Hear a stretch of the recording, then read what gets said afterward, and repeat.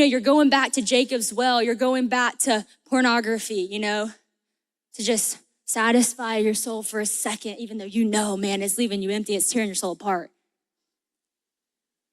Maybe you're going to Jacob's well and you're drinking from, maybe it's alcohol. Just taking a sip, just numb the pain. Maybe it's drugs, maybe it's sex, maybe it's whatever it is. Like, I'm just going to this well, and it's not even good for me. It's just I've grown dependent on it to fill me. And I know it leaves me empty, but what else am I supposed to do? Could it be that you're better than Jacob, our father?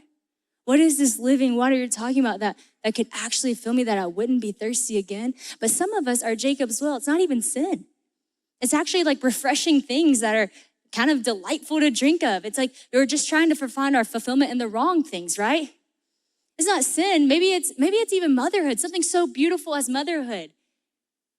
And you just have found this fulfillment in your children, and it's like drinking water, but it's not your salvation. It's not the ultimate. Maybe it's your spouse. Maybe it's compliments from people, and every compliment you get is just a drink of water. And man, it's refreshing. It's an enjoyment. It makes you feel good, but it can't save you.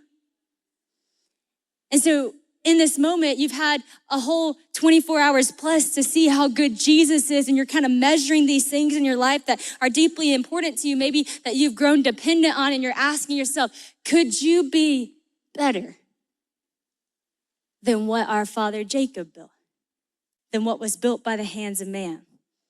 And Jesus says, yes, what I can give you will actually satisfy you. Because what I have, and when I give it to you, you'll never thirst again. You're gonna be so filled up to the brim, you will never thirst again. And you know what I love about her response? She says, give it to me. I want it.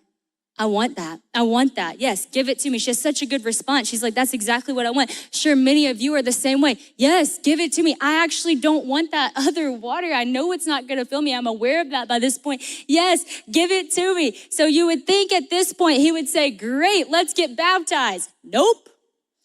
He says, go call your husband and come here. And the woman said, I have no husband. And Jesus said to her, you are right in saying I have no husband, for you have had 5 husbands. And the one you now have is not your husband. What you have said is true. Yeesh. I mean, come on now. Don't sugarcoat it. He's like, you're right, friend. You've had 5. And the one you have now is not your husband. What you've said is true. Gosh. She's like, okay, wow, I wanted it. And you know what's so cool? I love, this might not mean something. I thought this was really cool. John Piper brought this up in one of the ones I was listening to. And that word, come here, she says, so that I will not have to drink again, and I won't have to come here to draw water. The Samaritan says, I don't want to have to come here.